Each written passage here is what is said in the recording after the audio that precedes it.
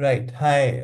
Welcome everyone to this next webinar in the series uh, of KPIs and audit. That is the special interest group from Indian Fertility Society. And before this, we had a webinar on the KPI that was in focus was the fertilization rate, and now we are following it up with the blastocyst formation rate, yet another critical uh, KPI. And this webinar is in uh, joint collaboration with the Academy of Clinical Embryologists and the Vidarbha Chapter of Indian Fertility Society. And like I said, that we have the KPI that is in focus in this webinar is the blastocyst formation rate. And I have with me a co-convener, Dr. Bindu Chimote, who's worked with me to bring this webinar into shape.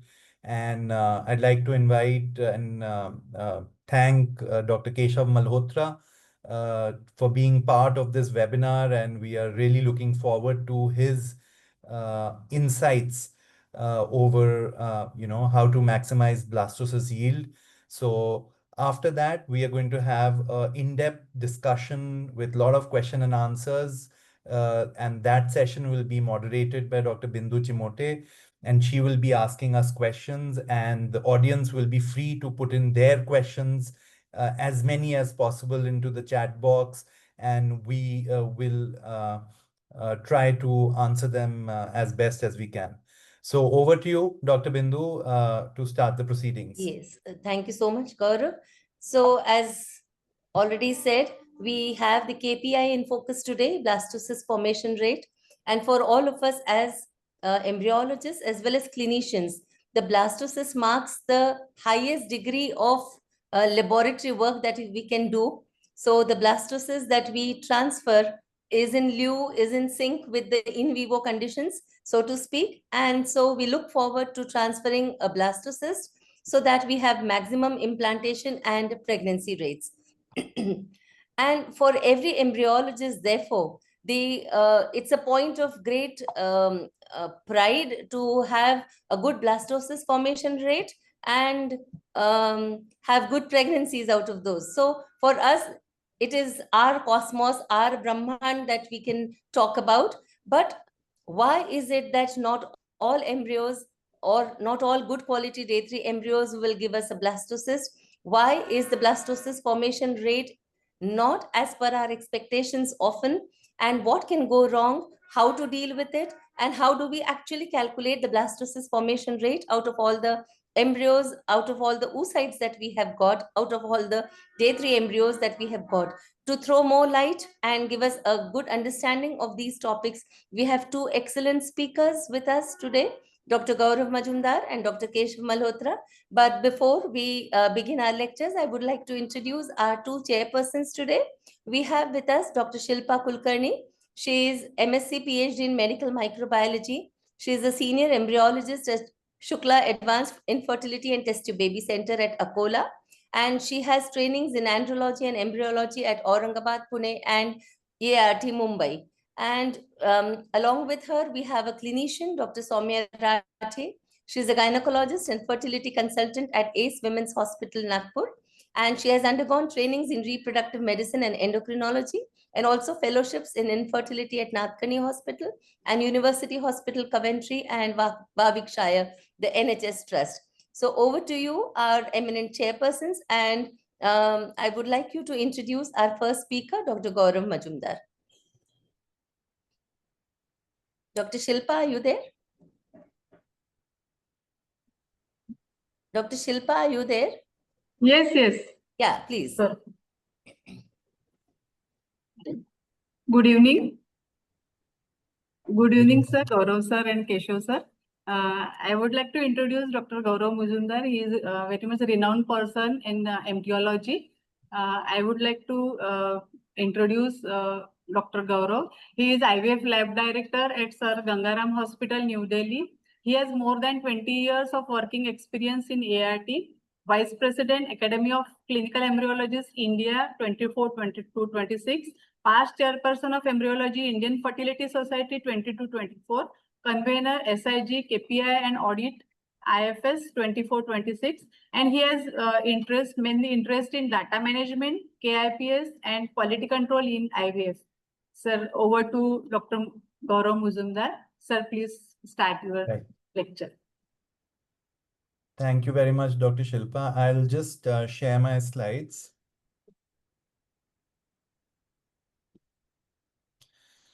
Right. So I'm going to be speaking about primarily blastocyst formation rates, and that's the KPI in focus for this webinar.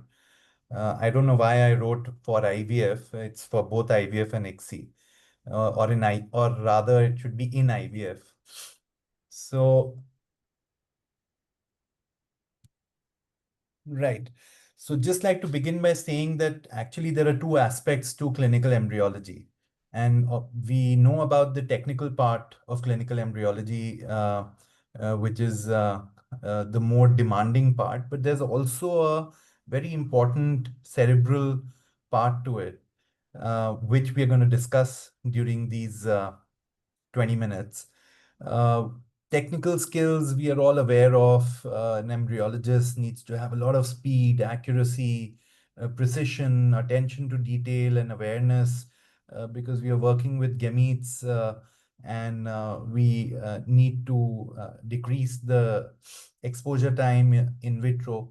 However, once a job is done, a more demanding requirement is that of documentation. And this documentation, you'll now see why it is so critical to the work that we do. This is basically documenting anything and everything, any measurement in the laboratory, any outcome in the laboratory, any parameters in the laboratory, whether they're pre-treatment or post-treatment parameters, everything needs to be documented onto the electronic medium, whether they are embryology parameters, whether they are clinical parameters, whether they are follow-up parameters where you are following up on live birth, on miscarriages, you are color coding every patient, determining outcome of every OCR, and all this documentation, it is a very painstaking and laborious process. However, one has to know that this is one uh, critical part of an embryologist's job. No one else can do this but the embryologist. So this is, the onus lies on the embryologist. And it basically stems from the basic tenet of quality control that anything that you can measure, if you don't document it, then you will not be able to track it or assess it. And then once you have an issue, you'll never be able to identify the issue or correct the issue. So documentation is the crux of, defining performance in embryology. And this documentation then helps us to analyze this data. And with the data analysis, one can properly then define performance of IVF laboratory, whether they are fresh cycle data, frozen cycle data, anything and everything then can be analyzed.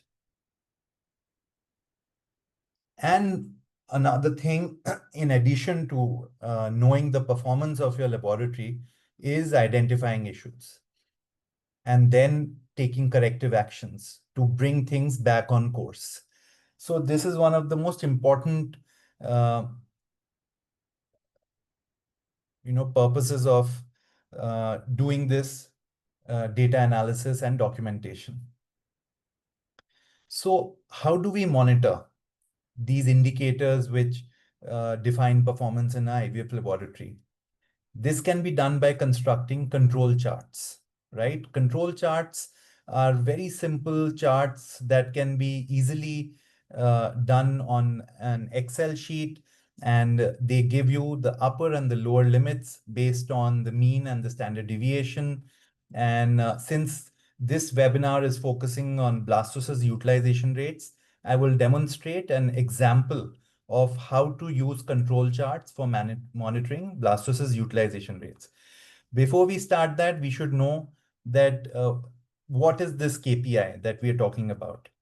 So basically, we can break it down into two KPIs. One is blastocyst formation rate, which is the number of blastocysts formed divided by the number of 2PN stage embryos cultured into 100. So this is a percentage value.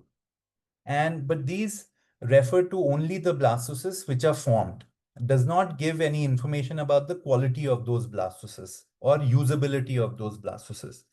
So a more detailed and useful KPI here is blastocyst utilization rate, which now specifies that it is the percentage of number of good quality usable blastocysts divided by number of 2PN stage embryos cultured. So the denominator remains the same in both the cases, that it is a proportion of embryos that form good quality usable blastocysts. Now these are blastocysts which either may have been transferred or they are good for cryopreservation. So both these blastocysts divided by the starting number is the number of oocytes that fertilized and formed a 2PN. Now, there is a difference between absolute as well as mean blastocyst rates. So I'll now explain this with the help of an example. So for instance, we take the data of these 50 patients where the second column gives you the number of 2PN embryos that one started with in these cases. And then the third column gives you the number of utilized blastocysts. So which means these are embryos, blastocysts that were either frozen or they were transferred. And so for each patient, now you would see that there are some cells where NA have been written. So these, one should keep this in mind, that in patients where there has been any intervention on day 3, for example, day 3 embryos were transferred or frozen, then those cases become not applicable as far as this calculation is concerned. So blastocyst formation rate or utilization rate ideally are only applicable for patients where no intervention was done on day 3. So then after taking those cases out, you take out the blastocyst utilization rate using the formula that I just showed you, which is simple, which is number of utilized blastocysts divided by the number of 2PN into 100. And it is important that the usable blastocyst rate is reported for each patient, as you see in this chart. So, and then we take an average of all the blastocyst utilization rates per patient. So here, for example, the absolute blastocyst rate, if you add up the number of blastocysts utilized is 141, divided by 332 is the total number of 2PN. So the absolute rate is around 42.47%. But if we use the other method, then we get a more accurate rate, which is taking the average of all the rates per patient. And you will see there is a difference. When we take that, the mean rate comes out to be 41.5%. So we always use the mean blastocyst utilization rate and not the absolute average. So just keep that in mind. Now we do the same for every month, right? So I've taken an example here where we have calculated the monthly average, which is the usable blastocyst rate for each month. So for January, February, March. So these are all the mean blastocyst utilization rates. Now for the whole year, so this is for about 8 months, we take out the mean of all these values, which comes out to be 39.23. And then we calculate the standard deviation. So that gives us the sigma value. And then we have the 2 sigma value and the 3 sigma value. Now to get the upper control limit, we add the 2 sigma value to the mean, which is 39. So 39 plus 2 sigma value gives us upper control limit of 48. Well, upper control limit is of less consequence, but what is of major consequence is the lower control limit and the lower warning limit. So when we reduce these 2 standard deviations from the mean, so 2 sigma is the warning limit for the lower level, and the lower control limit can be even the 3 sigma, right? So here this would be a lower value. Now we simply have to put these on the Excel where we have the monthly average for each month. We have the upper control limit, the mean, the lower control limit, and the warning limit. So the warning limit is 2 sigma. So mean minus 2 sigma. The lower control limit is mean minus 3 sigma, whereas the upper control limit is mean plus 2 sigma. So we highlight all the data as seen in this red box. And then on Excel, we press insert chart and line. And this is what we get. So very simple, we have been able to construct a control chart for this KPI, with this very important KPI called the blastocyst utilization rate or usable blastocyst rate. You can see that the blue line here gives us the mean, which was around 39%. And when we add 2 sigma to the mean, which is 2 standard deviations, we get the upper limit, whereas the dotted red line here is the warning limit, that the moment your blastocyst utilization rate approaches this line, it's a kind of a warning from the system that things may not be up to the mark. And the moment it goes below the warning line, then the next cutoff is the lower limit. So we know that if your rates go into this zone, then it requires immediate troubleshooting to push the line back up. So this is just an example where now here you can see that all the rates are well in the safe zone. They are close to the mean. And initially, at the beginning of the year, probably they were very close to the alarm, the warning alarm. But then a lot of corrective actions were taken. This was actually, I picked up the data from my lab for where this period coincided with a media change, where we were trying to troubleshoot and we changed the media, we moved on to another media, and then we saw a gradual correction in our blastocyst utilization rates, which went up to about 42%, which is a very healthy rate. So this is how we track, we monitor our important KPIs across the year, across months, to make sure that results are uniform and the performance of the laboratory is also consistent. Right? So there are many types of blastocyst KPIs that we can work with. Like I just showed you, we have the basic KPIs, which is the blastocyst formation rates. But I personally don't think that they are very important or have a lot of clinical relevance. What is more useful for us is to look at the usable blastocyst rates, which is taking into blastocysts only the ones which are good enough to be either to be transferred or frozen. You can utilize KPIs which are more detail oriented, where you can calculate only the number of high quality blastocysts, or these are blastocysts which are graded more than grade 3 BB. Then you can also look at expansion stage specific rates, where you only take into account, you see whether the blastocyst is expanded or hatched versus the early ones. And then you can also look at the day 5 blastocyst formation rates versus day 6 blastocyst formation rates, and they indicate slow versus fast developers. This is an example, a snapshot of all KPIs that we monitor in our laboratory, and where in addition to the fertilization rate with IVF, with ICSI, we also look at, these are the important 4 rates that we look at, which is the blastocyst formation rate, then the total blastocyst utilization rate. Then we also keep a tab on those cases where there was no blastocyst rate. This we find a very, very important KPI. And then we also like to look at the day 5 blastocyst utilization rate. And then at the end of the year, so this is data from 23, we are looking at the cumulative live birth rate for these patients who went through OCRs during these months.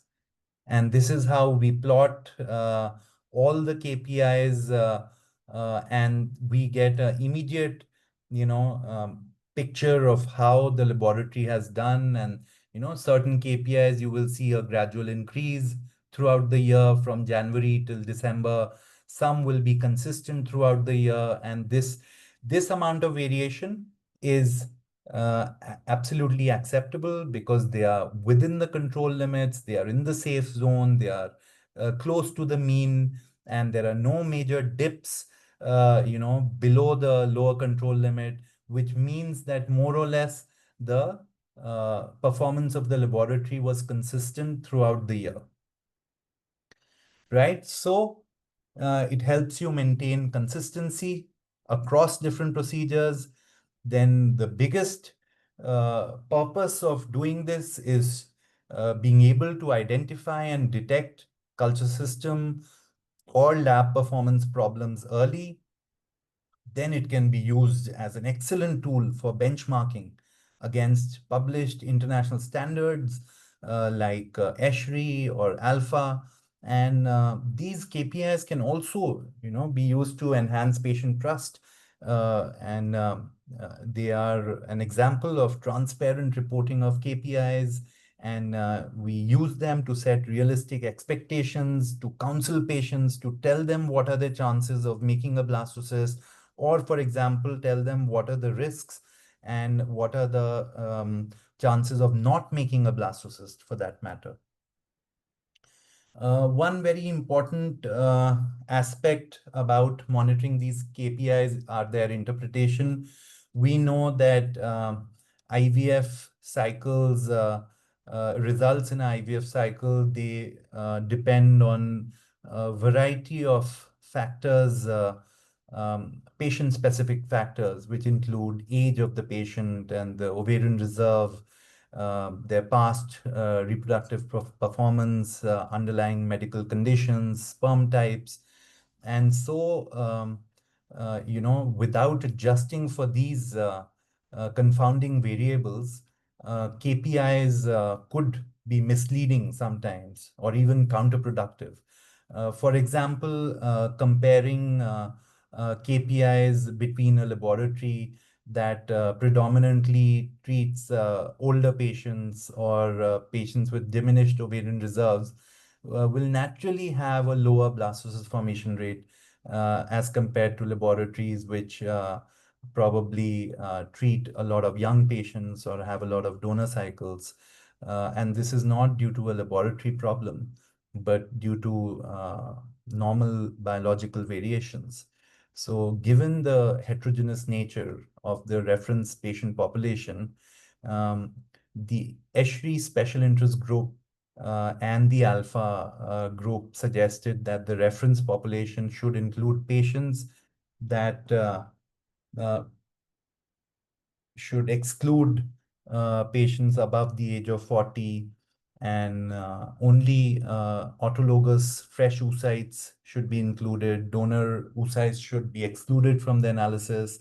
Then again, testicular sperm should not be taken into the equation, and cycles with PGT should be excluded from the analysis. And one can keep refining the reference population to basically remove the outliers when calculating the KPIs. Now, at the end, this is something which is very important and needs to be, thought about when we are doing this entire exercise of monitoring KPIs. That do these laboratory KPIs do they have the capability to preempt any potential dips in the clinical outcomes? And so for that, uh,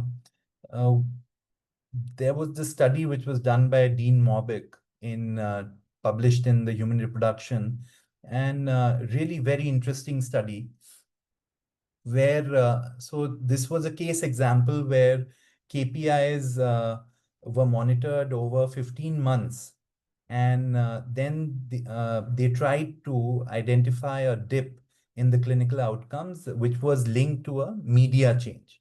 So they looked at 3 5-month periods of culture media change in this laboratory, and they have been uh, these are the 3 5-month periods from June to October 2016, and then from November to March there was a new media which was introduced into the laboratory, and then after March then they switched back to the original culture media from April till August. Right. So this was, they saw that the clinical pregnancy, and these are the KPIs for fresh blastocyst transfers undertaken at that time. So this was a retrospective analysis where they saw that during this P2 period, which coincided with this media change, they saw a couple of months, the clinical pregnancy rate went below the lower control limit. And the third month also, this particular month, again, it was very close to the warning limit. And basically, they could see the trend that things went downhill during the P2. So they tried to then analyze the other KPIs and tried to see what trend they saw with respect to the laboratory KPIs. So now this is very interesting, where during the same period of this 15 months, there was absolutely no change detected in the ICSI fertilization rates. So ICSI fertilization rates, despite this major dip in the clinical pregnancy rates, it all stayed above the close to the mean in the safe zone. So nothing to suggest that something was going wrong in the laboratory. Next, they looked at the total blastocyst utilization rate, a stronger KPI, right? Tells us about the number of blastocysts being formed by the culture system. This again was rather,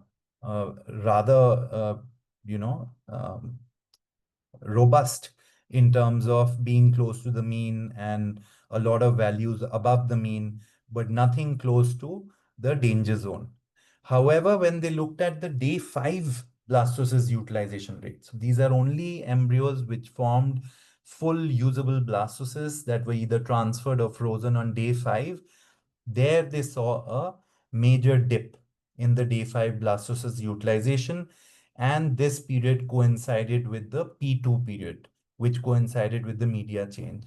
So this is great that some of the laboratory KPIs then are sensitive enough to predict this change. And so the moment you see a dip in the day 5 blastocyst utilization, you know that there is something grossly wrong in the laboratory and troubleshooting can be initiated.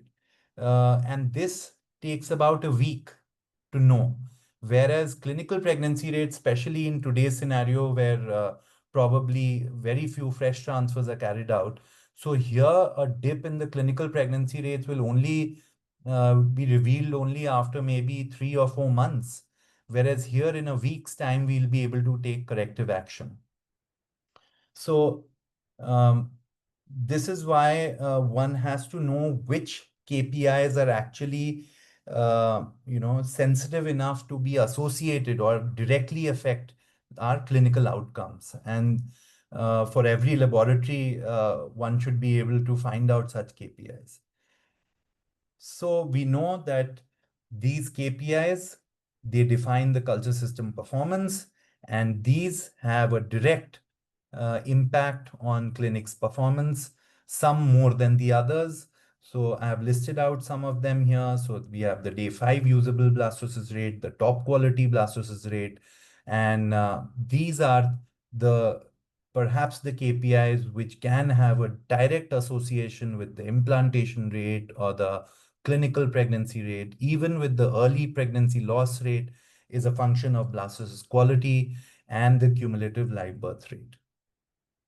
So to summarize, again, I'd like to re-emphasize and underline the fact that poor data management or missing or incomplete data will only make it very difficult for you to calculate KPIs. And if you don't have KPIs, then no amount of troubleshooting will be possible. And monitoring KPIs will help you in early detection of problems. And this is the main aim. Uh, it allows prompt corrective actions to prevent a clinical impact in time. So we take measures before the horse bolts. And this kind of data analysis is also very helpful in training and assessing new protocols, new media, new incubators, new consumables in the laboratory. And um, so that's about it. Thank you very much for your attention. And we'll be open for questions after the next lecture. Thank you so much, Dr. Gaurav. Dr. Soumya will now introduce the next speaker.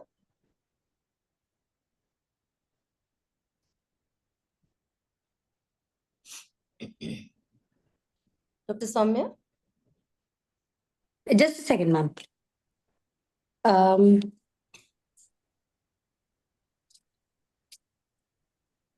I am There on the screen, yeah.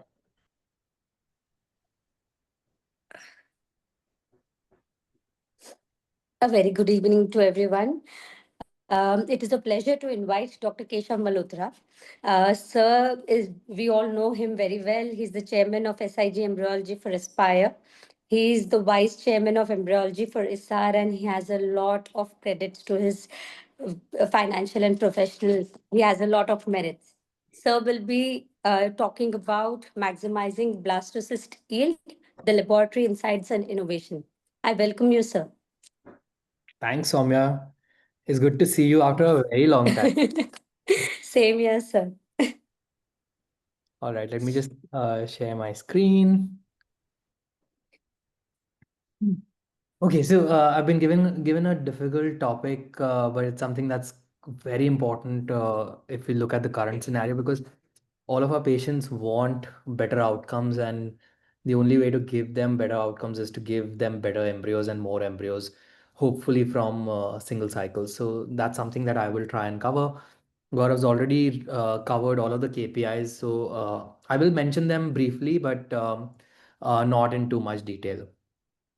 So when we look at all of the different factors that can actually affect blastulation rates or blastocyst yields within our clinics, I think the main important ones, if you look at, is the type of infertility that the patient is suffering from, age of the female partner, age of the male partner, body mass index, duration of fertility, hormone levels, dosage, stimulation, E2 levels, retrieval rates, maturation rates. I mean, there are so many factors that can actually affect the number of blastocysts that we actually get in the lab.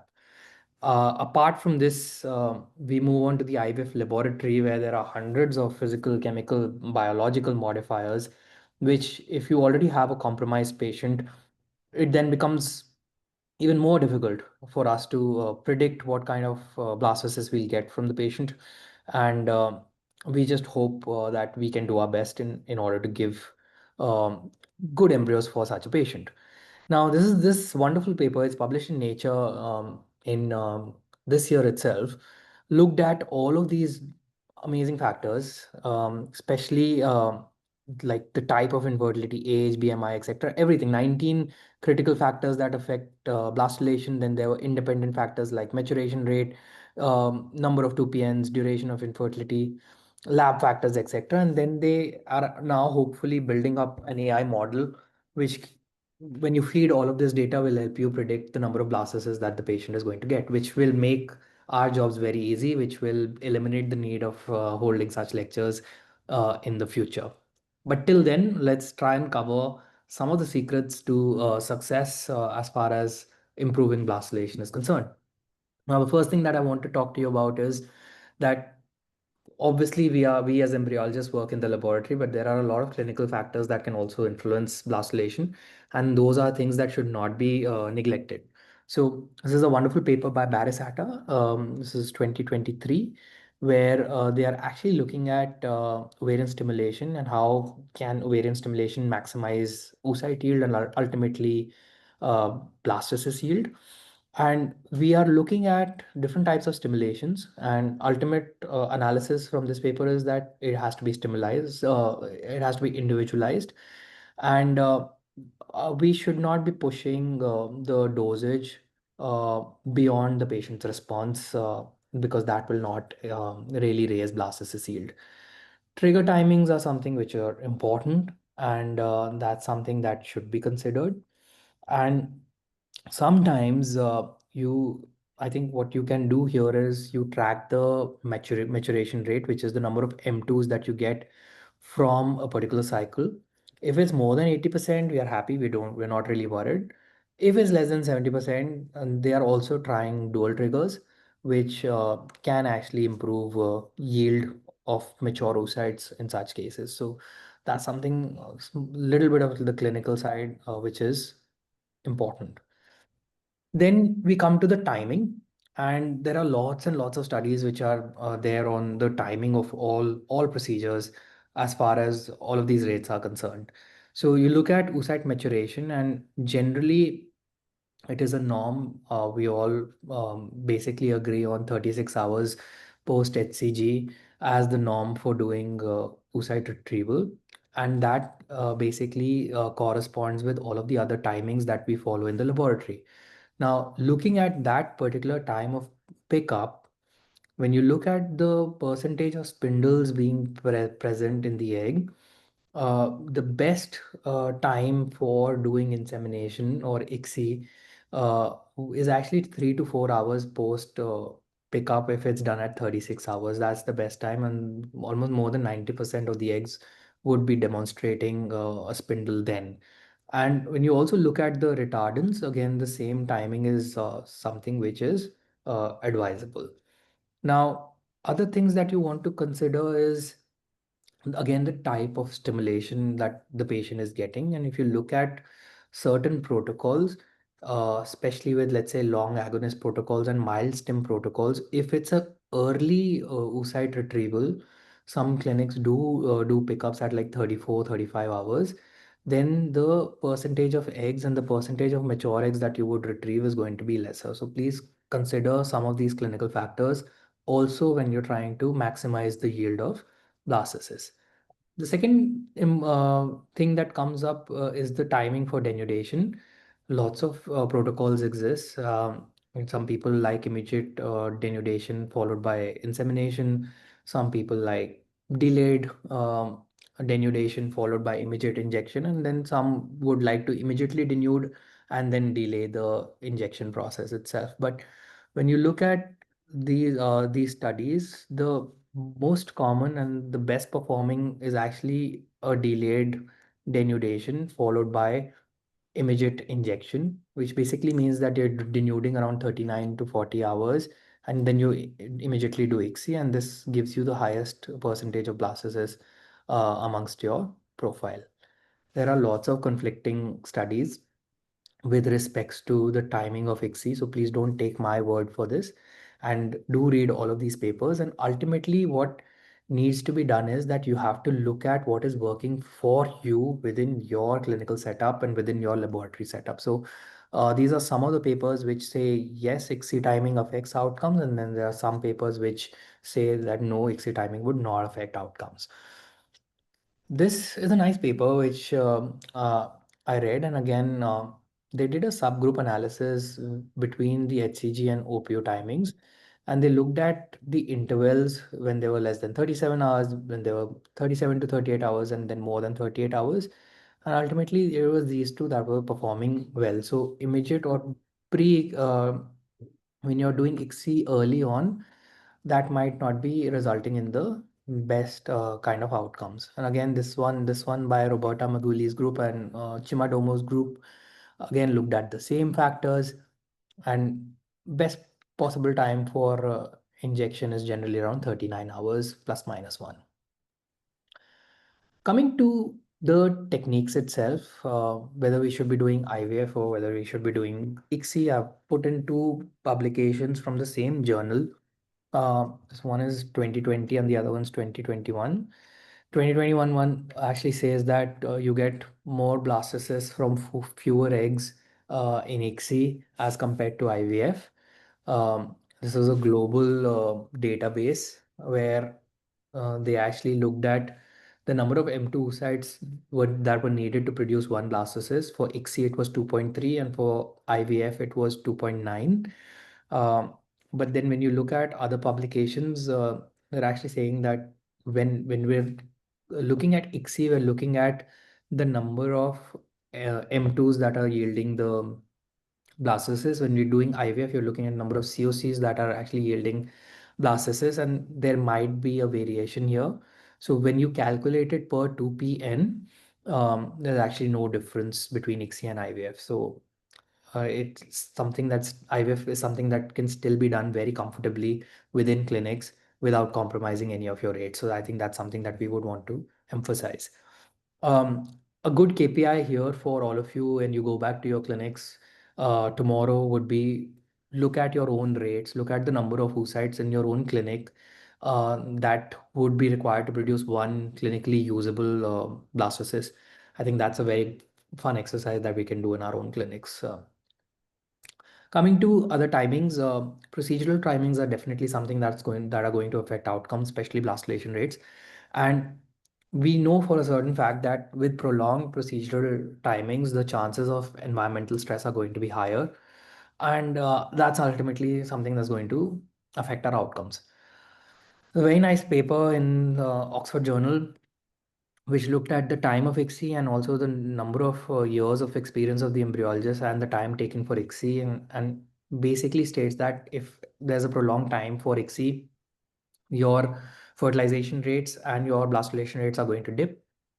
But this is counted by the years of experience of the embryologist. So embryologists who have lesser years of experience might take longer to finish their ICSIs as compared to embryologists who have more than 6 years of experience. So again, probably a good thing to note here is like everything requires practice, and the more practice you do, the better your outcomes would be as far as outcomes are concerned.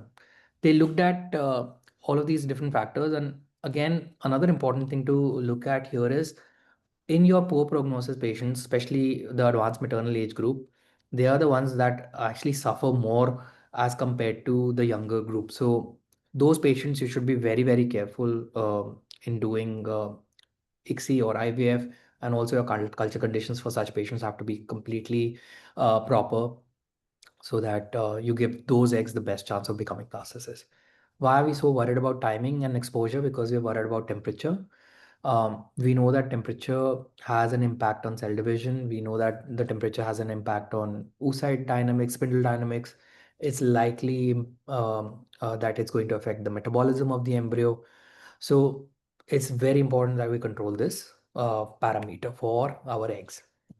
And this is not the only parameter that we're worried about. Rusty Pool's group did this publication where they looked at the whole culture systems, and they actually state that there are more than 200 individual variables that can affect your blastulation rates or affect your outcomes. Broadly, if I speak about them, I will classify them into equipment, disposables, media, and workflow. So let's try and cover some of these factors in the next 5-10 minutes. So we start with culture media. Now, this is a very nice paper by Joyce Harper. This is 2020, where she looked at all of the different culture medias that are there. And she basically, obviously, blastulation rates were not one of the primary outcomes for this particular publication, but she definitely looked at live birth rates and um, your birth weight for patients, and found out that culture medias do have some impact on live birth rate based on this multivariable logistic regression model. And this is something which should basically tell us that the culture media that we are using should be optimized for our own laboratories. Another paper, and this is from Gardner's group, looked at antioxidants supplementation in the medias itself, and again found out that blastulation rates were higher if the media was supplemented by antioxidants. But again, this comes from his own particular media that's being developed, so there might be a potential bias. I would not really uh, pay that much influence right now on antioxidants, but it's something that's worth noting that changes in culture medias can actually affect our blastulation rates. So how do we really choose what's working well for us and within our systems? Very good paper by again this Italian group, Laura Rienzi's group, where they looked at again choosing the right culture media for their own systems. And the only way that you can do this is by doing a sibling oocyte split within your own workflow using the same incubator but two different types of medias. Test them for blastulation rates, test them for morphology of the blastocysts, timings, and like Gaurav was saying, utilizable blastulation rate is something that you should really be emphasizing on. Look at all of these parameters and then only decide which culture media works best for you. Or if you're in a state where you want to change a culture media, then the only way of doing it is with a sibling oocyte split. So that's something that again all of us should be emphasizing upon. Coming to culture dishes. Again, very nice article here which looks at time-lapse dishes and how they fit into the incubator and how the osmolality changes over time based on the evaporation of media in all of these dishes. And this is a 7-day culture experiment that was done. And it was found that there is a variation between all of these dishes. Some of these dishes perform really well, where the osmolality doesn't really cross the negative limits. But then there are certain dishes where your osmolality will go even above 300 millimoles per kg, which again can compromise embryonic development. Why are we worried about dishes? Because looking at the thermal imaging for these dishes when they're kept in incubators, it has been proven that the heat exchange that happens in all of these dishes is different. Square dishes apparently perform much better as compared to circular dishes or like let's say center dishes. And the thermal exchange and the uniformity of thermal exchange is actually much better in these particular dishes. So that's again something to worth considering. I'm still using circular dishes even though I'm saying square dishes perform better, but it's worth thinking about in the future. Oil again is a very important component of embryo culture systems, and this again can influence whether you will get that one extra blastocyst or not. There are different versions of oil that are present. You have low viscosity oils and you have high viscosity oils. And what oil is basically doing is that based on the thickness of the oil interface, you can actually reduce evaporation, especially with prolonged culture, which will ultimately lead to a lower change in osmolality, which was ultimately going to let your culture droplets perform better for your blastocysts. So that's again something that you would want to consider.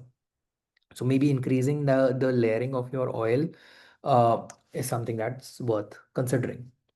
This is another paper, this is 2020, which looked at osmotic changes in different dishes and different culture types. And they looked at different incubators as well. And what we are basically looking at is that when we're using a dry incubator, there is a higher chance of hyperosmotic changes even with oil overlay. And these are the incubators where you would want to use a little bit more oil in order to stabilize the osmolality changes over time, or you might consider changing the media drop maybe on the third day in order to get better outcomes. Just a small checklist for all of you for preparing culture dishes, because this is one of the most crucial steps in order to get good quality embryos in your laboratory. So use equilibrated media, use a sterile workstation, heated stage should be turned off. Laminar flow generally is turned on till you're starting to prepare, but once you're preparing, it should be turned off so that there's no evaporation. Take sterile precautions, do a drop size, hopefully more than 20-25 microliters so that it doesn't evaporate a lot, and oil overlay is essential. I'll show you a video of automated dish preparation now. And this is something that hopefully in the future is going to standardize this practice of dish preparation so that our outcomes are not really compromised. And they looked at manual dish preparation and compared it with automated dish preparation. The automated is performing slightly better, especially with case of media. Uh, and when you look at the osmolality changes also, there were no differences between a manual and an automated one, but we know that with manual we can have variations because an embryologist might be having a bad day or might be distracted, and those are the days where this crucial element might get compromised. So in the future, hopefully automated systems would replace at least this particular component of the IVF laboratory. And whenever you're choosing a consumable, it's obviously very important to choose an appropriate dish.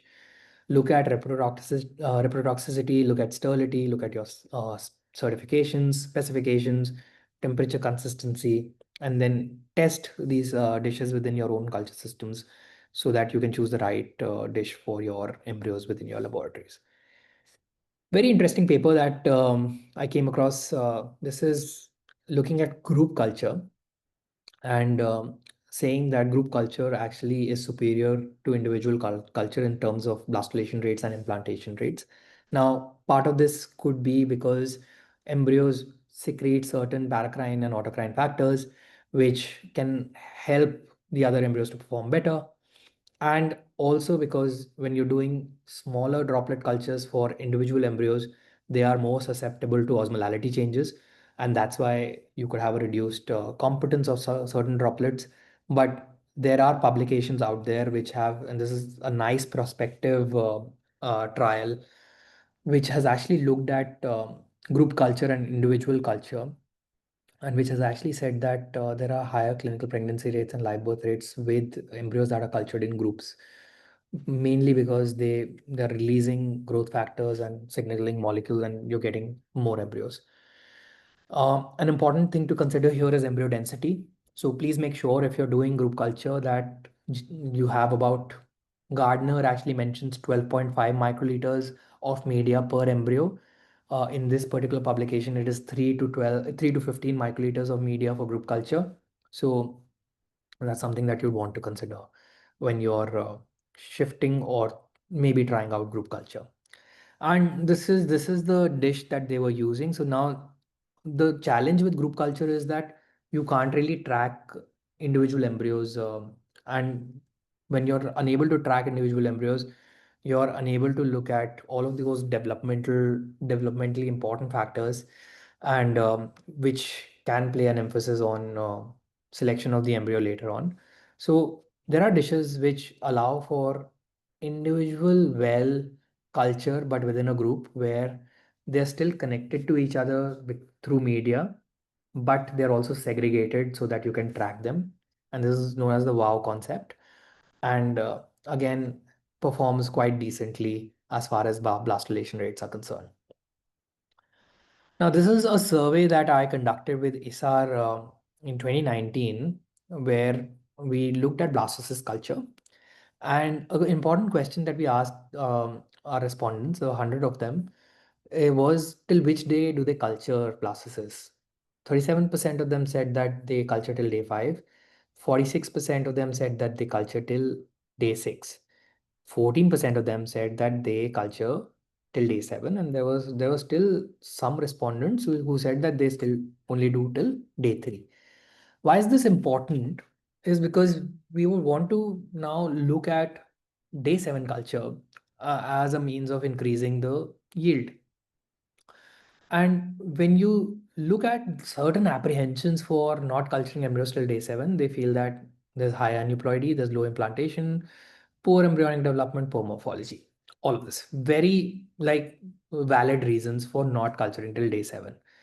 But there are wonderful papers out there. One of them is from the same group, Dean Mobbeck's group and Elizabeth Hammond's group, which Gaurav also just quoted, which looks at the question whether we should really extend culture till day 7. And the correct answer is probably not for all, but maybe for some. And what you want to look at is the ploidy rates for day 7 blastocysts and then decide. This is a nice paper in Jabra, which looks at this 2019 again, John Whitney's group, which looks at day 7 blastocysts and their ploidy rates. And an important thing to consider here, even the ploidy rates were about 35.9% and live birth rates were actually 43.8% when a euploid blastocyst of day 7 was transferred. An important thing to look here was the quality of the blastocyst on day 7. If you had a good quality blastocyst, AA, AB, or even BA, these are the ones which had a higher chance of giving you a euploid blastocyst, even if it was a day 7 blastocyst. So look at these factors. If you're culturing till day 7, if you get a good quality blastocyst, think of a biopsy for that particular blastocyst or maybe that cohort, and maybe you would get that one extra blastocyst for your patients. We've all read Jason Swain's paper on um, everything that's important in the IVF laboratory. I've just tried to summarize some of it with other papers as well as recommendations for blastocyst culture. There are 4 important factors to consider. Gametes, we can't really change them, but we can maybe select better sperms. Maybe we can reduce the exposure. Or when the quality is compromised or the age is higher, we can counsel our patients better. And like pre-tell, like we can tell them that maybe you're not expecting the same outcomes. But what we can look at in our laboratory is we can offer uninterrupted culture. We can reduce the oxygen tension. We offer them a complete culture suite and oil overlay, 4 important factors that can really increase your blastulation rates and lower your VOCs, ppm, light exposure, and have a KPI driven laboratory. If you do most of these, your blastocyst yield is definitely and drastically going to improve. And as an embryologist, look at minimizing stress, time your procedures, and improve your biopsy as well as cryopreservation skills. And this is that wonderful paper where it basically says that improper lab conditions will lead to poorer outcomes. So to summarize the paper itself, I've tried to put it in 7 cornerstones. Have a aseptic lab design and a workflow. So look at clean room architecture, zone your layout, minimize dish movements and restrict access. Culture conditions have to be stable, 37 degrees, 5 to 6% CO2, 5% O2 or even lesser. Monitor your pH and osmolality, minimize light exposure. Have the best quality air for your laboratory. I think this is something which is neglected, but if you invest in an air handling unit with good filtration and you have good VOC control, your lab is going to perform much better. Another thing that's neglected is where you are not offering routine preventative maintenance for your equipment, especially your incubators. They should be calibrated often enough so that there are no deviations in your KPIs. Robust QC, so have daily logs of temperature, gas levels, equipment checks, track your KPIs at least FERT rates, cleavage rates, blast rates, and survival rates. Monitor your environment, have SOPs, and have CAPA protocols. And all of this will only come with training. So invest in your embryologists and train them. But there are also certain real-time monitoring tools, which I'll give you an example. I also use some of them, which can actually help you with monitoring the environment itself. So these are app-based systems, and this is a nice paper by Giles, who looked at 36 laboratories and looked at the environmental conditions of all of these 36 in order to come up with a QC protocol for all of them. We have Indian systems as well. And I'll give you the example of my laboratory itself. So this is data from the lab care system that I use. I had 20 VOC level alarms, and most of them were actually in the month of November. I'm really scared because November is almost there now, and this generally why this happened in this particular month, and I think it was 7th or 9th of November. We actually had the worst air quality in the city, and this is how it looked like on the 9th of November 2024.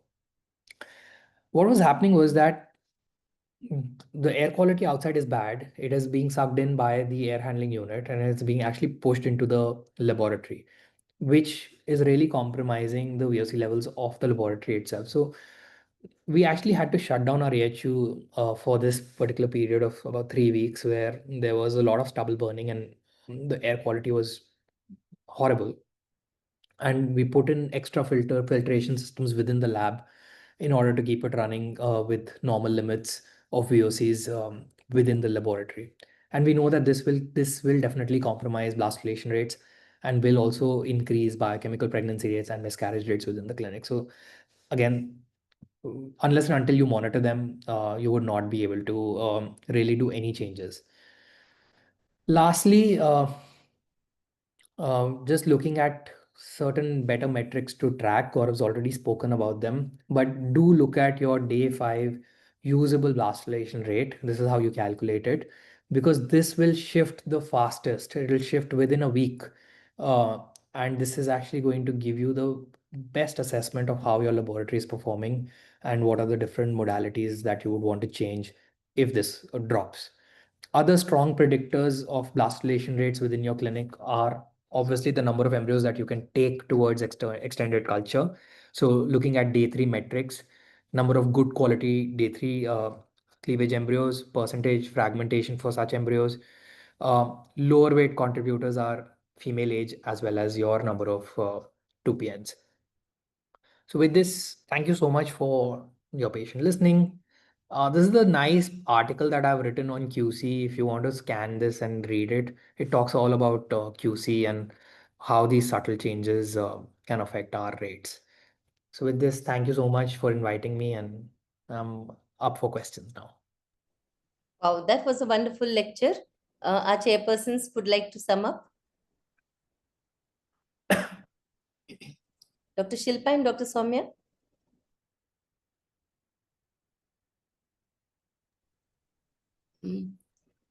You are muted, Dr. Shilpa.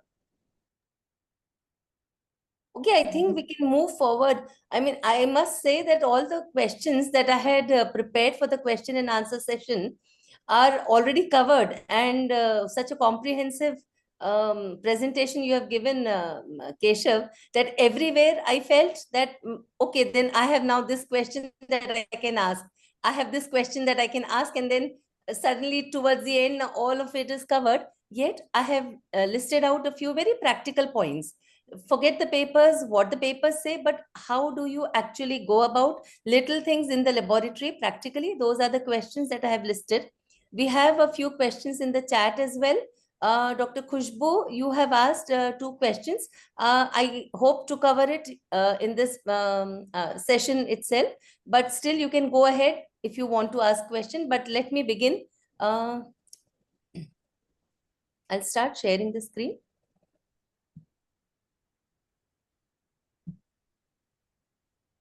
Okay, so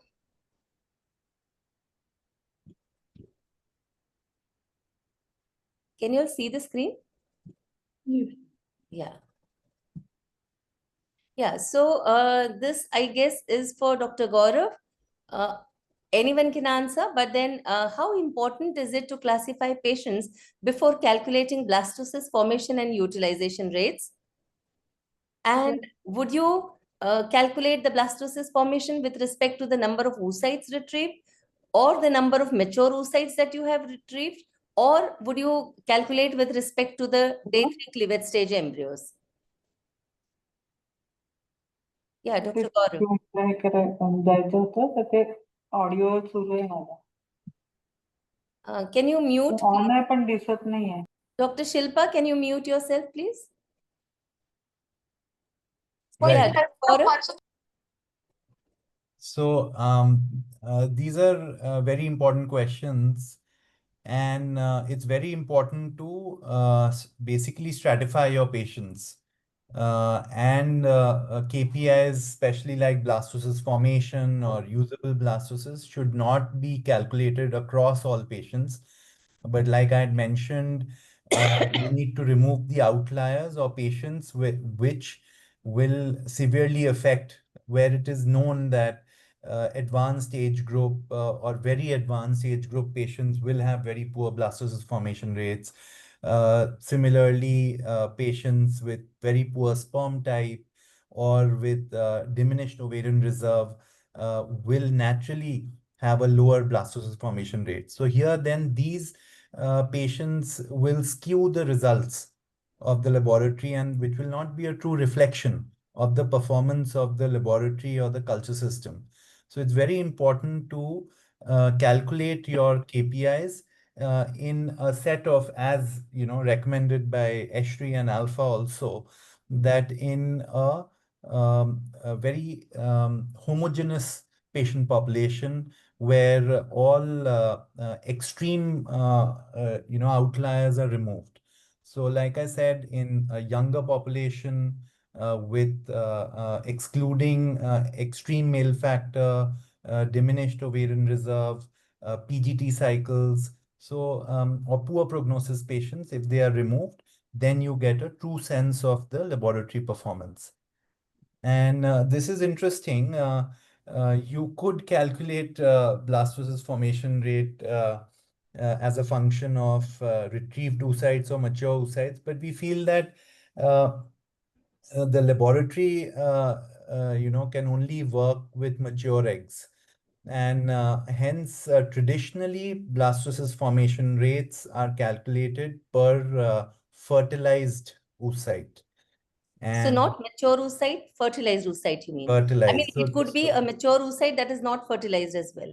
So if a mature oocyte has not fertilized, then ideally blastocyst formation or the capability of the laboratory to culture a fertilized oocyte into a blastocyst is not tested, right? So all KPIs that are published are per 2 PN embryos. Yes. Right? And not per M2 egg, or that is more a reflection of the clinical stimulation protocols, which So can severely fertilization affect. rate, you could judge on the basis of number of mature oocytes, but blastocyst formation is with respect to the fertilized, I mean, Yes. 2 PN. And for IVF, fertilization rate is a function of total OCCs allocated to insemination, because there it is not possible to determine the number of M2 eggs. Yes. So it would be better to calculate blastocyst with respect to the fertilization rate. Okay. Yes, with respect to the 2 PN embryos or the 2 PN. fertilized eggs. Yes, yes, yes. Okay, so the next is, do you utilize, I mean, do you consider utilizable blastocysts only that are the good blastocysts on day 5 or day 6, day 7 also? What if you have a blastocyst which is a beautiful blastocyst on day 6 or day 7? Yes, yes, definitely. This will be considered in a usable blastocyst. So a good quality blastocyst on day 5 or day 6 will form a part of the total blastocyst utilization rate. We can further break it down into day 5 utilization, which looks at only the blastocysts which were ready on day 5. But in our practice, we know that uh, majority of the blastocysts may experience a little bit of delay, Yes. to form full blastocysts. So this was very interesting. The slides that Keshav showed about day 7 culture, and they were very valid. The survey was excellent, where people gave very valid reasons for being skeptical about day 7 culture. And I myself was thinking that probably, day 7 culture requires very robust culture conditions. And as far as my laboratory is concerned, we generally we don't see embryos surviving till day 7. and there's a lot of degeneration which comes in, and either embryos get completely arrested. We have performed day 7, few day 7 transfers, but none of them have given us a live birth as of yet. So rarely day 7, but day 5 and day 6, you could very, I mean, it Day would 6, be good to consider even a day 6 blastocyst. day Oh, 6 is routine absolutely. now, I think. Yeah. We cannot do without a day 6 culture, Yes. because, like I'm saying, 60%, 60 or 70% of our embryos form blastocysts on day 6. Yeah. Yeah. So you could have a CC grade blastocyst on day 5, and you could have another that forms a good, beautiful blastocyst on day 6. Oh, So it's not absolutely. about choosing day 6, day 5 or day 6. It is choosing about the quality also.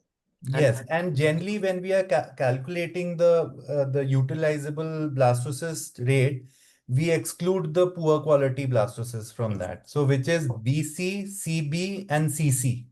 So Yeah. these we exclude. We take the good and the average ones.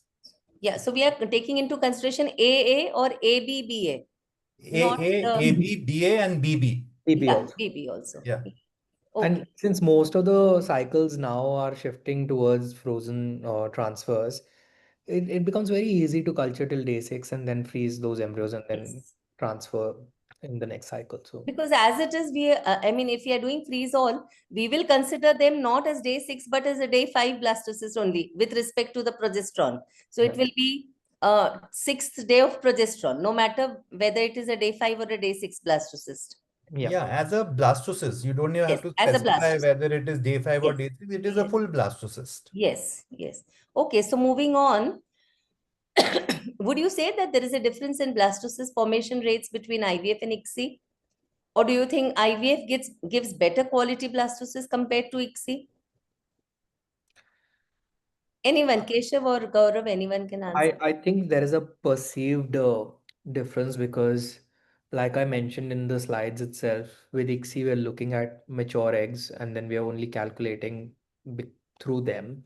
With IVF, you look at a COC, and that might skew the rates a little lower for IVF. But this is a perceived difference. I don't really think that there is a difference.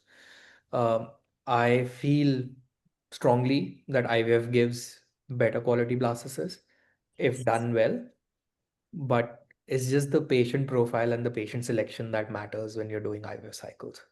Yes, especially because there are clinics. Just recently, I saw an advertisement where a very renowned clinician was saying that IVF, there are hundreds of sperm that is left around the oocyte, and therefore it is difficult. But in sperm, we meticulously select the best sperm to inject within the oocyte, and therefore you get good embryos. And I was wondering whether that was the right thing to do, because are we really doing a good sperm selection in ICSI? We really can't match the Yes. physiological Yes. selection. Can we do better than nature? We can. No, no, no, that's what. And then again, speed, when we talk of exposure time, of course, we have to minimize the exposure time. But what about speed versus selection? So there are some embryologists who are obsessed with the time. They have the timer on and they say that, okay, within 1 minute, I have injected 10 or whatever, I mean, the number. So in the process, are we ignoring?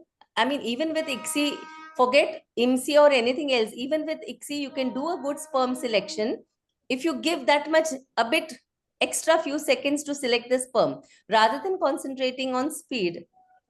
Even selection could make a difference in your fertilization and blastocyst formation rates. I think selection is important. I Yes. I also think speed and exposure is equally important.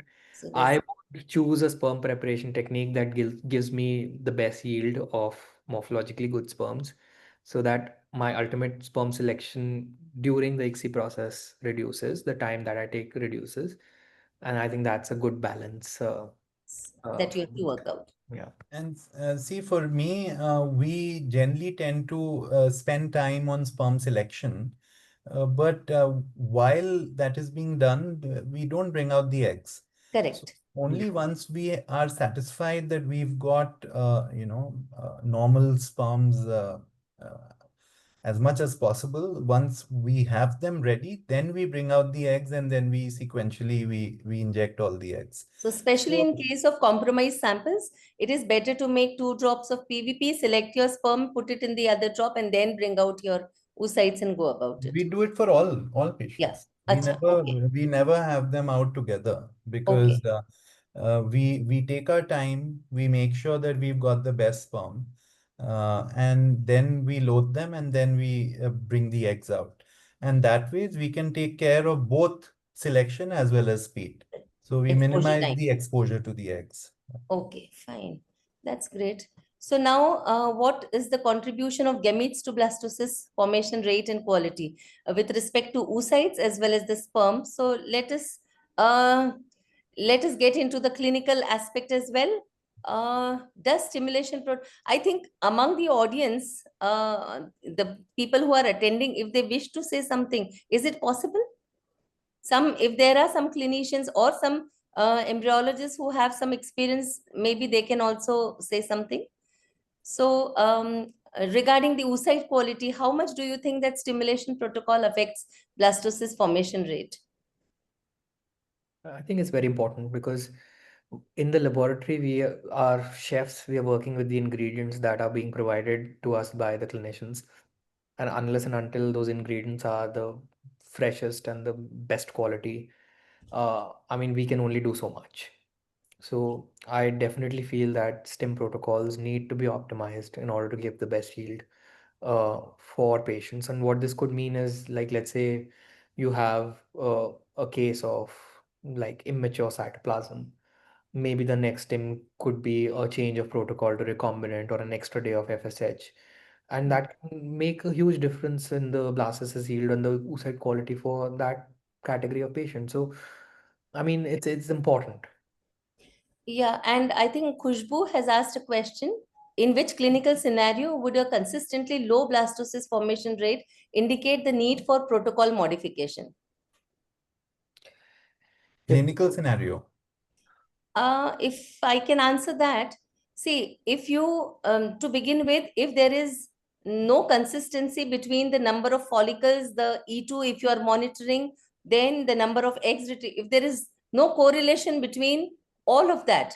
So the number of follicles that you see, the big size follicle, then the E2 levels that you see on the day of trigger, then the number of eggs that you retrieve, the mature eggs that you retrieve. If there is no correlation, consistently there is no correlation, that means there's something wrong with either your protocol, stimulation protocol, or your trigger timing.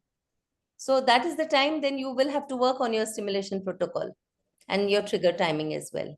I will also look at cold chain for your drugs. Yes, definitely. So any other answer that you would like to give? Do you have any experience? I think Dr. Gaurav must have worked with agonist protocol as well. Do you think that the quality of oocytes and therefore the overall blastocyst formation rate was better with agonist protocols? No, actually, you see, all these are now standard protocols being used across the world universally, and they all have different clinical benefits. So, for example, all our donors go through agonist protocols, and then Okay. all the other autologous patients go through either antagonist or agonist protocols. What matters is good quality drugs, standard drugs being used, not exceptionally high doses. Our clinicians never go beyond 300 IU of whichever gonadotropin they are giving. And once we take care of these basics, then the clinical protocol part is taken care of. So, but And that is very important, Dr. Gaurav, that you mentioned that all your donor cycles are agonist protocols. yeah, So that is, on the contrary, we have seen no, here banks which send us patients and they stimulate with HMG. So it is really necessary, and therefore, despite taking donor oocytes, we don't get good quality no, eggs. I mean, I meant to say, I'm sorry, Yeah. these are all agonist triggered protocols. Acha, So Antagonist. now agonist trigger. Okay. we don't now actually in this day and age we don't downregulate patients anymore. So we are a center which practices antagonist through and through. I was just talking about the trigger, as a measure to completely eliminate OHSS or, minimize it. Yeah. But the timing of trigger? Timing of trigger, we do the egg pickup at about No. 30. The timing of trigger. So there are instances. Do you think that affects your overall oocyte pool? Because the clinician probably cannot decide whether to give the trigger today or wait another day or how to go about it. And there was no response till 5 days. You step up and then you see too many follicles and there is a lot of incongruity. So are these the reasons that you don't get a good cohort of oocytes, mature oocytes, and therefore poor blastocyst formation rate? Yeah, possibly, because see, blastocyst formation rates is a direct uh, function of the number of eggs and the uniform cohort of eggs, mature eggs. And so all these inconsistencies in the stimulation protocols will definitely have a downstream effect on eventually the number of blastocysts which are frozen. Yeah. And how much importance would you give? I mean, have you ever come across patients apart from the age or poor ovarian reserve or premature ovarian failure, insufficiency? Apart from that, maybe endometriosis, tuberculosis, or any such condition where you see that the overall blastocyst formation rate is low? Yeah, every day it's such a All of these, nightmare. Young all of these are patients, not your good prognosis pool of good patients. prognosis patients. It's very easy to counsel, patients who are of advanced age or diminished ovarian reserve, but it's the patients which are young patients, 32-year-old, 15 eggs, good fertilization, and then nothing goes beyond day 3. Yeah. So there it is important to see. So we should not be swayed by anecdotal individual patient outcomes, but we have to rely on the overall performance of the laboratory on such days where we have to see how the other patients did, and where were these embryos cultured, in which incubators, etc., to make sure that it was uh, something inherent to the gametes of that particular patient, and was not a result of some discrepancy in the culture system. Yeah, so coming to the laboratory conditions and all later, but for now, I think it is very essential that you stratify your patients. Don't go as a, I mean, herd mentality that overall blastocyst formation rate. So you might have Yeah. very poor blastocyst formation rate for certain category of patients, but you might have even 100% blastocyst conversion rates in some patients. So it is necessary to stratify your patients. Only consistently poor, only that is the time when you need to start introspecting and Yeah, I seeing showed rather. you. I showed you in my Yes, KPIs, we calculate the number of proportion of patients who had zero blastocysts, correct. and that varies between 10 to 15% across the board. If we further stratify it, that number comes down to about 6 to 7%. And these are 6 to 7% of good prognosis patients where Yes, we cannot explain why we got no nothing. blastocysts. Yeah. Okay. Okay, so coming to the next, the sperm factor, how important is it to do a sperm DFI, and does it affect blastocyst formation rate? Does the patient lifestyle and habit also affect maybe diabetes, hypertension, all these? Does it affect blastocyst formation? This is an interesting question. I don't think we have capabilities of still choosing the best quality sperm as far as sperm DNA is concerned within our laboratories. But for certain cycles, let's say if you've had 2 or 3 cycle failures, or consistently, if that patient is getting very poor blastulation rates or high fragmentation on day 3, I think sperm DFI could be a contributory factor and should be investigated in this particular cohort of patients. And ultimately, it is attributed to like smoking, high obesity, advanced paternal age, all of these factors, which maybe But you how can. do you mitigate? What do you do with high sperm DNA? So there are clinics that say that we know that it is high DFI, but Yeah. what are we going to do about it? You try to first reduce it with your clinical interventions if the patients can comply for 6 months, let's say antioxidants for 6 months. If not, or whatever levels you achieve after antioxidants, then choose your sperm selection modalities. I think microfluidics has a lot of potential in this particular aspect. I've done work with Pixie as well, and it works in this group. I don't switch to invasive. There are certain clinics Reports to period kill. that would switch to an invasive technique like teaser. For such a case, I would not do that. But I'd like to try microfluidics or Pixie in such cases. But the only drawback with microfluidic that you need to have a good concentration and motility. Yes, correct. Yeah, we So, recently had a patient who had a DFI of 85%. Yeah. But then I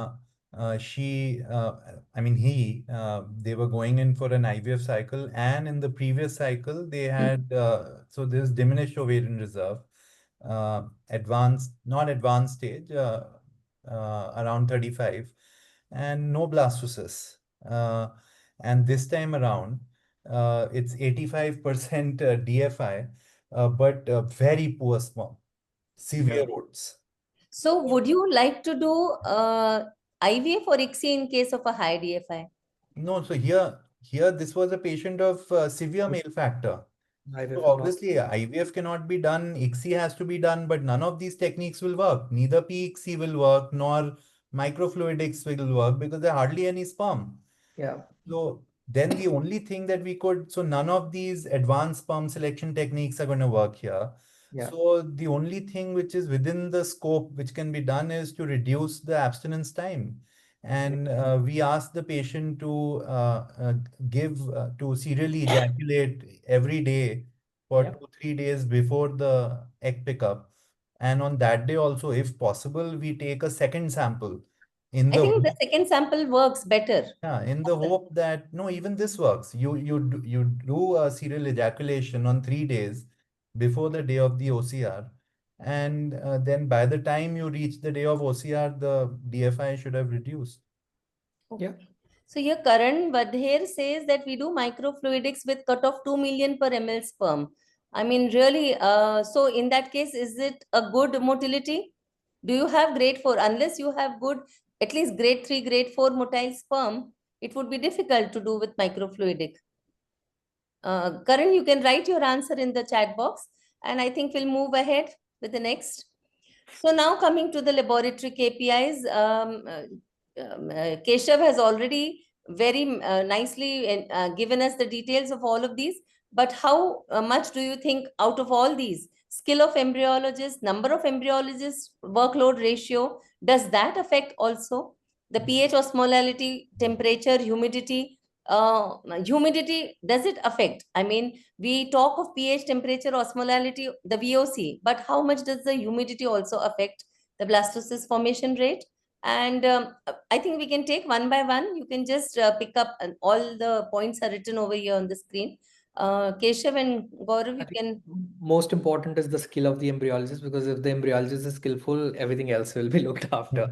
I think that's Also, number of embryologists. and number of embryologists. Very important, and because like you said that, for me, I put a lot of emphasis on timing of different procedures in the laboratory. Yeah. And timing cannot be maintained if you don't have multiple people working and taking care of different processes. It is virtually impossible for one person to do everything and also do it on time. Hmm. So, especially for a heavy workload laboratory. So, skill is important, and number of people. If you don't have number of people, then your timing just goes for a toss, and then you've lost the plot. Yeah. As far as humidity is concerned, ma'am, I think the only way to counter, let's say, a dry incubator is that you increase the thickness of the oil overlay, and that might help you with giving the same culture conditions as a humidified incubator. So, So, oil is not just Apart from the humidity, it is incubator, I'm also also, talking about the laboratory. Lab So humidity. when you have an AHU and while doing ICSI, you are switching it off, and there is no other air purification system.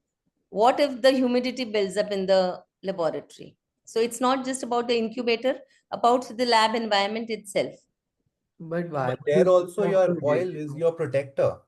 Yeah. Your how much oil you are using, how less or how uh, how much excess of oil you're using, whether it's heavy oil, it makes a huge difference because it's not just protecting from evaporation or humidity, but also from loss of temperature, pH, all other parameters. Yeah. Okay. And one step versus sequential, the media, does it make any difference? And how much, sorry, not the incubation, I meant the equilibration timing, the time of equilibration for the media. I mean, as far as one step and sequential are concerned, there are certain papers out there which are actually saying that sequential might give you an extra blastocyst. So your number of blastocysts that you would get would increase, but ultimately, when you look at live birth rates and cumulative live birth rates, there's no difference between the two groups. So, does that one extra blastocyst really matter? What was the quality of that extra blastocyst? We don't know.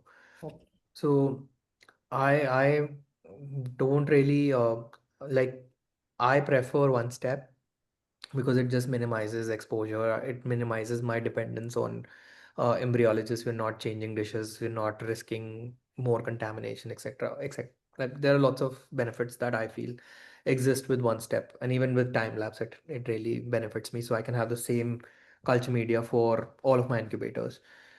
So that would be my preference. Uh, And individual and group culture? I prefer group culture for my regular incubation. For time lapse, it's individual. I don't see much difference. We also For do group people who don't culture. use the time lapse, I would Sorry? I prefer group culture. group culture. So, but then Yeah. you cannot track the individual development then in that case. I mean, you still can, and the biggest thing that you would want to track is abnormal fertilization. So what we would do is if Aggregate. if we have a 3PN, we'll just remove it from that droplet. That's Correct. it. Okay. So, and as you said, it could be a group culture where the wow thing that you said that there are wells within wells. So it could still be a group culture and yet an individual culture. So But then it's all expensive. the embryos share the same medium, but they are within individual tiny droplets. Yeah, So but But that's only applicable for time lapse, no, right? there are no, GPS dishes. even otherwise you can do that. You can do it in a GPS dish, but Yes. it becomes expensive. Yes. No, but I am saying that for people who don't have time lapse, individual traceability is not important. Why do you want to individually trace an embryo? Why not? Because that will help in select. All the more. If you don't have time lapse, all the more. I mean, for me, individual culture is more important because in that case, I can track and select my embryo for transfer accordingly. Well, I would probably because we also see we've always used sequential media all our life, and now recently we are using the GXTL one-step media, the media which is actually designed for time lapse, Yeah. and I think it's it's a great difference not having to change media and reducing the number of variables in the equation and reducing exposure and we would if we would have our way we would not disturb embryos at all for 5 days without even looking at them Okay. but when we are doing group culture traditionally and this is because 95% of people in India are still not using time lapse then individually tracking embryos till blastocyst stage, it leads to a lot of exposure. And then you have to work with micro drops and which is highly vulnerable then. So we feel, and with static assessment at particular time points without time lapse, it's very hard to follow different cleavages and determine which embryos are slow growing, and which embryos are fast growing. It can only be done to a gross extent, but probably not in. Okay, I think we'll just move ahead because our main focus is blastocyst formation for now. Let's not. Okay, so do you think inseminate concentration also makes a difference I to the think fertilization rate and therefore the blastocyst formation rate?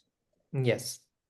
I think you should calculate the required amount of sperm to inseminate and not inseminate blindly so that you're increasing the number of sperms, increasing the chance of polyspermy, increasing ROS, etc., etc. All of these things can come. And also the number of eggs that you take in a particular, number of oocytes in a particular drop or the central well dish. That also. Yeah. Okay. That will, the concentration will be per egg. Yes. Mm. Okay. So now there is this interesting, I go to a clinic, which I did not go earlier. I just started going there, and my usual protocol was around 35 to 36 hours of trigger was the pickup timing, and post 38 hours. So 39 to 40 hours was the timing for ICSI or insemination, whatever, mostly ICSI. Now this is one clinic where they they start at 34 hours of trigger. So by 35th hour, their pickup is done, right? And they expected me to be there at 36th hour. So 1:30 बजे trigger दिया और अब 1:30 बजे आ जाना. So I was like, that is only 36 hours. How can we go ahead? But then the clinician there was so, anxious that when I did not reach at 36.5 hours, she kept calling me frantically, you have not reached. I said, okay, this is not my protocol, but since you have been doing for so many years, I will come and do ICSI at your timing. So I started going there at 36.5 hours and doing ICSI. Now the point is that they see no difference in their fertilization or blastocyst formation rates, despite, they feel that they are happy with it. And I all the time feel that maybe 2 eggs could have fertilized, more fertilization, or maybe a blastocyst, more number of blastocysts could have been formed. What do I do about this? So this clinic has been following, because there was some very renowned embryologists who had been coming to that clinic to do ICSIs. And that was the protocol that they followed. And I do not agree with it, but still I keep doing it because they are happy. If the clinician is happy with their results, I feel, why should I interfere? So what do I do about it? You need to calculate the KPIs, monitor them, and show it to them. Yeah. Yeah, I have been telling them that you have to see, but then to what extent can we do? Because the clinician is happy. They say that we are getting good results with day 3. We are getting good results with day 5. They freezed on day 3, thaw and do the transfer on day 5. Everything they said that it's the same kind of results or probably better. So we don't want to change. Now, this is something which made me think, does timing really make a difference?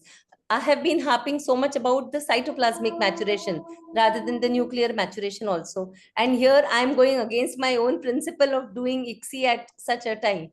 But there are, what I mean to say is that, okay, I might not be able to do, but there are instances where you learn by doing such things. It's a serendipity of sorts, probably for me, to find out that even with 36 and 36.5 or maximum 37 hours of trigger, you're doing ICSI and you're still getting good fertilization and blastocyst form. And even the results, not just the embryo development rate, but also the results.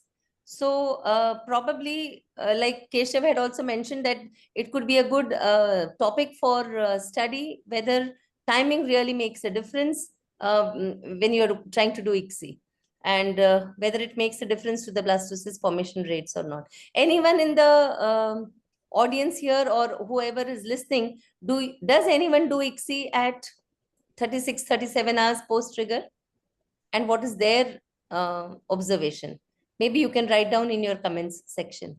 Okay, so how to assess and account for overall laboratory quality influence on epigenetic changes?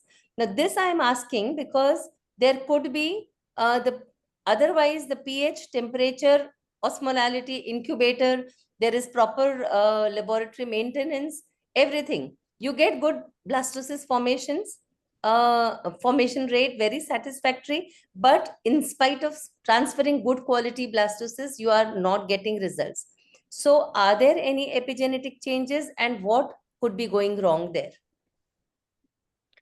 I I suspect yes, because we are going against nature, and we have certain evidences. Let's say when you look at ICSI being done for male factor infertility, babies born from those, and these are long-term studies. When their semen analysis was done, when they turned into young adults, they also had a poor sperm quality. I mean, there is evidence to suspect this, and that's one of the reasons why we should not really be very experimental in our approach with our patients. And the only way to assess this is to have long-term studies and long-term data, which unfortunately I don't think in our country, no, like we don't really do this.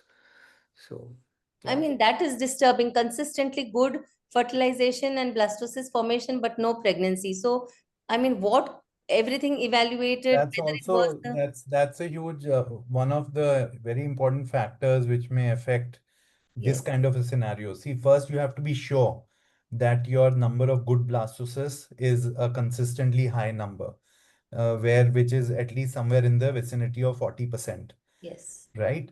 And then also evaluate whether this is, what proportion of these blastocysts are day 6 as well as what are day 5. If despite that you are not getting good clinical outcomes, then you need to see the luteal support, the frozen embryo transfer protocols for preparing patients, because that also has a massive impact. yes, But if you are sure about the blastocyst quality, then you'll seldom see situations where good quality blastocysts are not resulting in pregnancies. And if really that is the case, then you have to again look at your culture systems and you have to keep improving. You have to change culture media, consumables, etc., etc. so that's I the don't know question that till I'm asking. That in spite of good blastocyst formation rates, good quality also, above 40% by and large, except for the cases where poor prognosis patients, Right. but good quality blastocyst, good quality blastocyst transfer, and also right from the beginning, the number of eggs retrieved, the follicles, everything. I mean, we have been monitoring everything, and yet we have also tried to see whether there was any problem with the embryo transfer. I mean, endometrial preparation, I cannot comment much, but the yeah, but procedure of embryo that's transfer. an important factor to then consider, because you've already done everything within the laboratory now. I think the focus needs to shift towards the clinical side to optimize the endometrial preparation. Preparation. I Yes. don't think that epigenetic changes would really influence pregnancy rates. I think they would influence Discourage. other long-term outcomes like birth weight, like Not disorder, early pregnancy loss. autism. I don't know if it. I think they're more genetic causes than epigenetic causes. Okay. Yeah. But we have seen culture media Yes. to affect Birth weight. pregnancy loss, early pregnancy loss. Yeah, And we even have birth seen weight and all. situations where when we change the culture media, there's overnight, we notice a difference. And so, yeah, culture media definitely, I think, has a direct impact. Okay. But I mean, whether it is one, you mean to say a particular brand? Because we have been using both, like you yourself said, you have used sequential for a long time, now shifted to single step. It And is lot. It is because every month, literally, we are using a new lot of culture media. So there's a lot of variation throughout the year. And that's why it's very important to see the performance of each lot of media. each lot of I mean, every month we are not going to change the media, right? correct. The embryologist is more inclined to use a certain media for a long period of time. There was this case report from one of the big media companies where I think the magnesium supplement was not there in a complete lot of media. Mm. And they traced the lot. They found out that it was not there. And then there's a huge lawsuit happening in the US by all of these patients who suffered. And no And process is required. sometimes, Keshav, this will not affect the KPI also. Yeah. But it will probably be evident at the Yeah. time of implantation or pregnancy loss. It was caught because there was a donor case in the US, and they were expecting lots of blastocysts and they got none. And Mhm. that's how it was actually caught. Okay. But Very, how do we know then? ma'am, we just have to be very vigilant. I think that's the only. Sometimes you don't know. Sometimes you don't know, but be Yeah, as you will vigilant as never come to know. Yeah. Probably. Okay, so it's all trial and error and just moving ahead, trying as much as possible to rectify and take care of the smallest possible things that you do in the laboratory. And like Keshav said, the most important paper, what is important in an IVF laboratory? Everything right from your patient selection, protocol selection, timing of trigger, media, everything, how you culture, every single thing has an impact on the fertilization as well as blastocyst formation rates. So you have to be very vigilant, very particular about everything that you do in the laboratory. Any other questions that you would like, anyone would like to ask? I cannot see the chat box. There is one question, Dr. Bindu, in the chat box which says up to which grade is called day 5 usable blastocyst based on expansion TE and ICM? Yes, definitely not CC grade, but what are the other grades? You know, Hmm. I actually thought that it is 3BB plus in most scenarios, but at ACE this year in the QC workshop, Kelly gave a talk on this for her clinic, Mhm. and for her it is also a 3cc. Okay. So Okay. this basically means what you're using in your laboratory and what cutoffs you use. Yeah, yeah. So Yeah. in our laboratory, we include, because we do a lot of single embryo transfers primarily. So we know now, after so many years, we know what grade of embryo gives rise to what implantation rate. And so actually there are a lot of grades like AC, a day 5, 4AC, 5AC, which have a substantial, clinical outcome. So all these grades are included, and we know from our experience that CC has the worst prognosis. So Yeah. that is something we can exclude. But all other grades, even a 5BC, a 5, you should be able to identify which embryos don't do well at all in your clinic. It could be a CA or it could be a CB. So that information, if you have, then you're good. I think, see, it's all about if you have better ones available, you will always choose them over the others. If you have a poor prognosis patient, or I mean, you have a CC grade blastocyst, you don't have anything else, you will go ahead and transfer, and I mean, lo and behold, it will give you a pregnancy as well. So there And we have get been pregnancy. instances that we have got pregnancy out of a 3cc Yeah. blastocyst also. So it's not about, we don't throw away. If there is no, I mean, it's not that we cancel a cycle because there is no AB or AA grade available. This Of is the course, Have most a yeah. CC, this is the you go most ahead with important that. point. This is the most important point because see reports from clinics nowadays where they only freeze for AAs. And if you have a 4BA or a BB, etc., you're wasting embryos and precious chances for that patient. As it's becoming so difficult to counsel failures from such patients because if I get a 4BB now, which is in my clinic, I will still get a decent pregnancy rate from it. The patient will never understand because he's been negatively counseled Counseled. and very strongly negatively counseled against embryo quality of being like if it's not a 4AA, it's not a viable I mean, embryo. I don't understand this practice of discarding all other embryos or blastocysts that are not AA or AB or BA grade. I mean, that wouldn't Even be, that would be injustice to the patient. Is like it? I said, even a AC has a substantial live birth rate. Yeah. By AC, CC grade, we have, it's not a norm, obviously, not everyone will do, but then you won't discard a CC grade blastocyst if you don't have anything else available. You have one blastocyst which is CC grade. You will go ahead and transfer. I will not cancel a cycle because it is a CC grade because there are no chances of pregnancy, right? Unless you counsel the patient and say that there are very less chances. And do you want to go ahead? If the patient says no, then probably. But otherwise, you won't cancel a cycle for I that would reason. cancel the cycle. Yeah. Any other question? I think there are a few more. There is, wait, I will. Yeah. How can monitoring blastocyst formation rate help identify Acha, this is done already. After that, yeah, Gaurav, you can take up.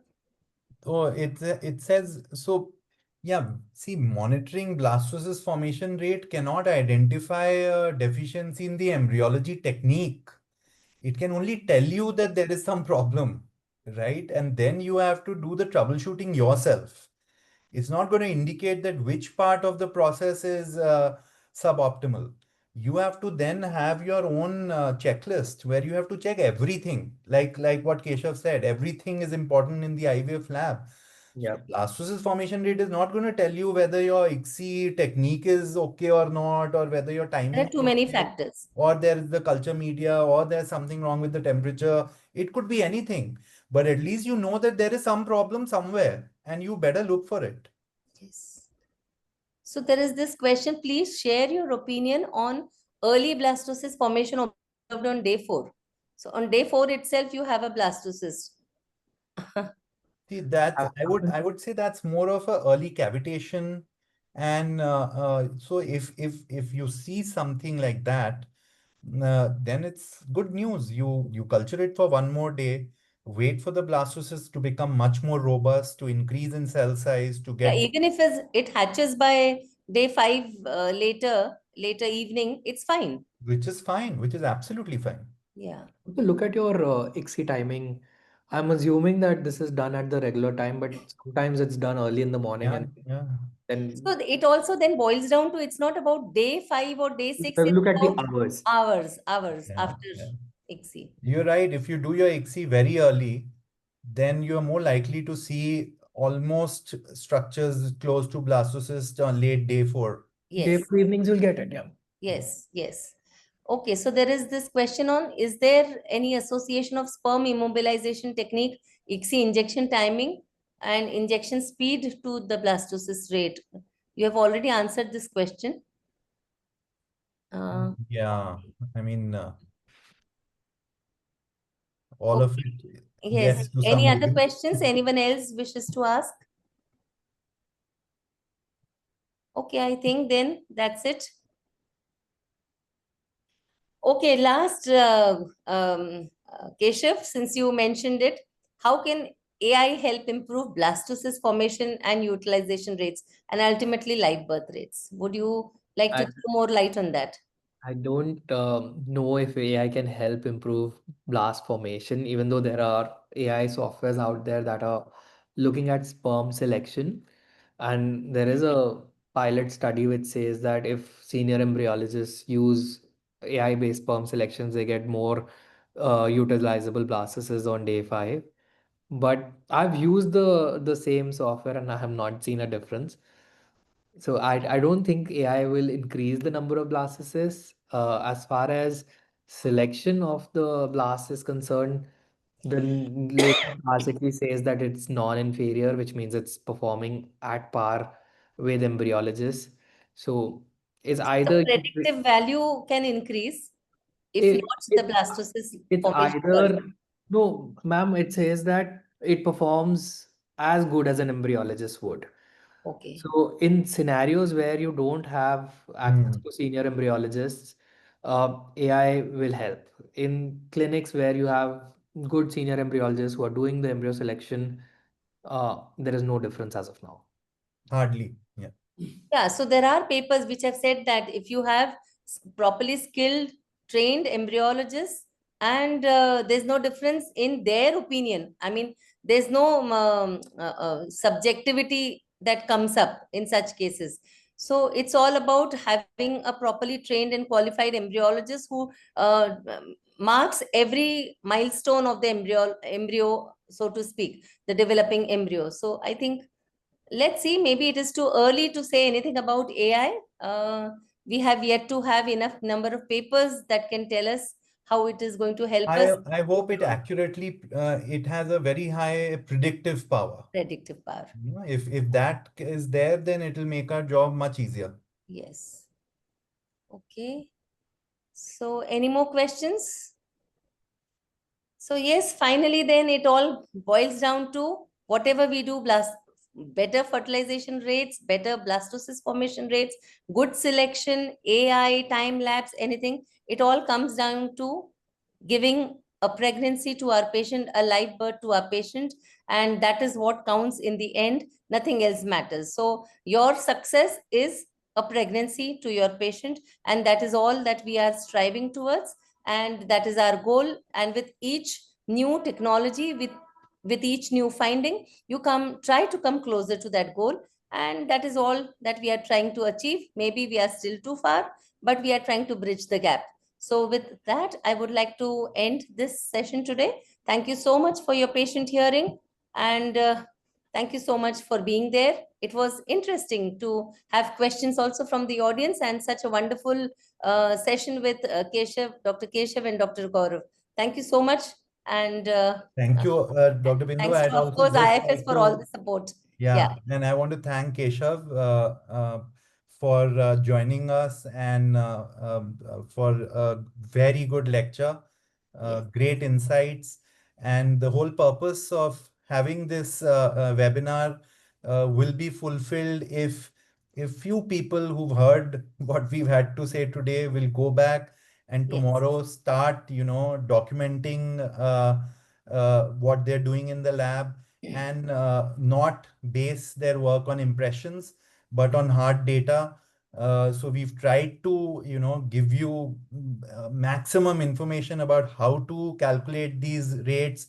So please do that, go back, and if you do that, then the whole purpose will have been fulfilled of doing this.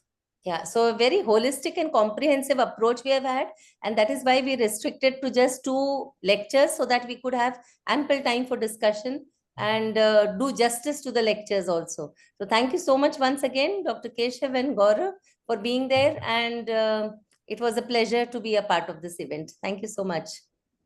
Thank you, ma'am. Good that we Thank you. started and ended in time. Yeah, thank you. Thank you very That's much important. for your great moderation, Thank you.